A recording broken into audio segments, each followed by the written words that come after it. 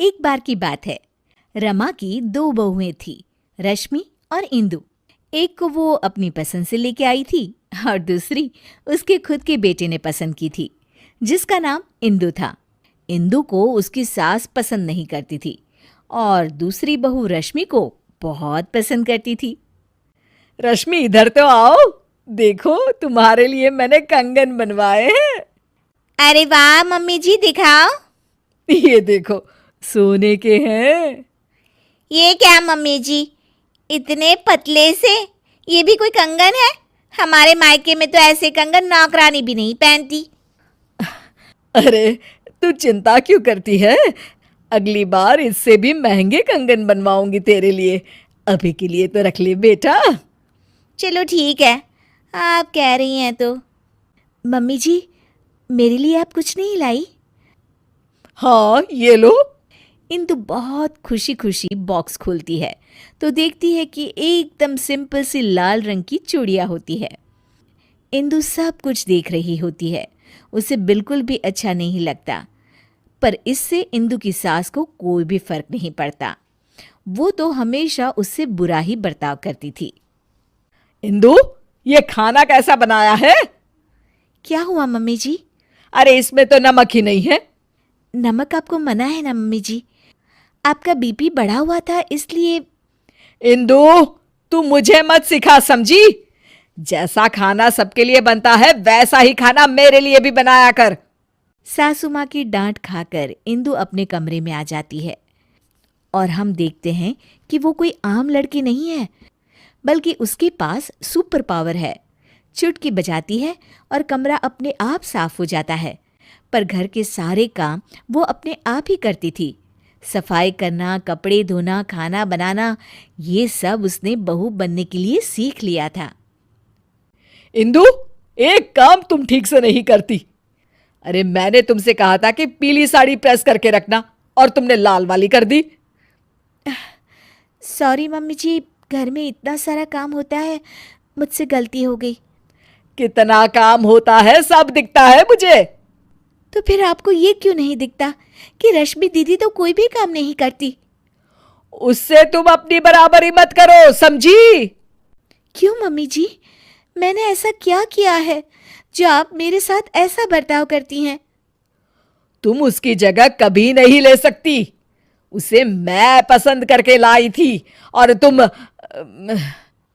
मैं क्या मम्मी जी, रुक क्यों गई? तभी वहां रश्मि आ जाती है। तुम तो अनाथ थी, समझी? वो तो आकाश भैया पता नहीं कहां से तुम्हें पसंद करके लाए और हमारे ऊपर थोप दिया। इंदु को ये सब सुनकर बहुत बुरा लगता है और वो अपने कमरे में चली जाती है। फूट फूट कर रोने लगती है। इतने में अचानक उसकी माँ की रूह उसके सामने आ जाती है। इंदु, उठो बेटा।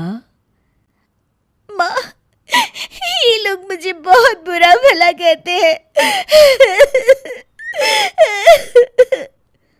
कोई बात नहीं बेटा, तुम आकाश से बहुत प्यार करती हो, इसीलिए तो इंसानों की दुनिया में रह रही हो।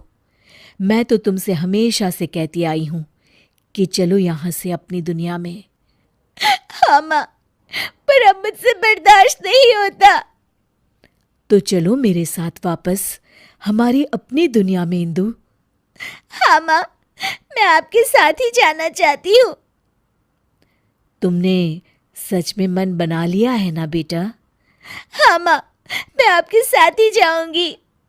इंदु अपनी माँ के साथ वापस जा ही रही होती है कि तभी उसे कुछ बुरा होने का एहसास होता है।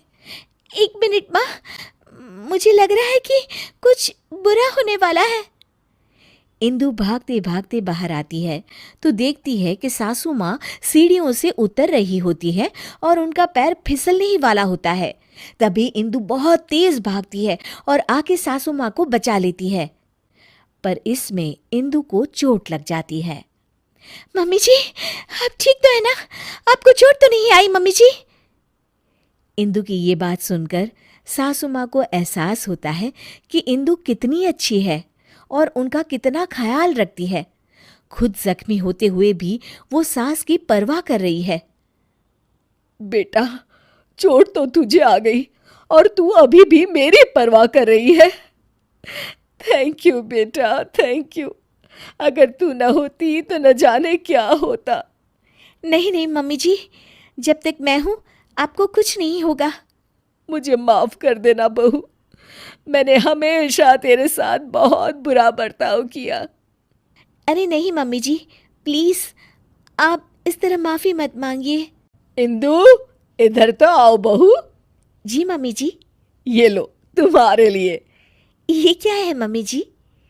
इंदु बॉक्स खोलती है तो उसमें सोने के कंगन होते हैं। मेरी फेवरेट बहू के लिए एक तोहफा। इंदु खुश हो जाती है और अपनी सास के गले लग जाती है।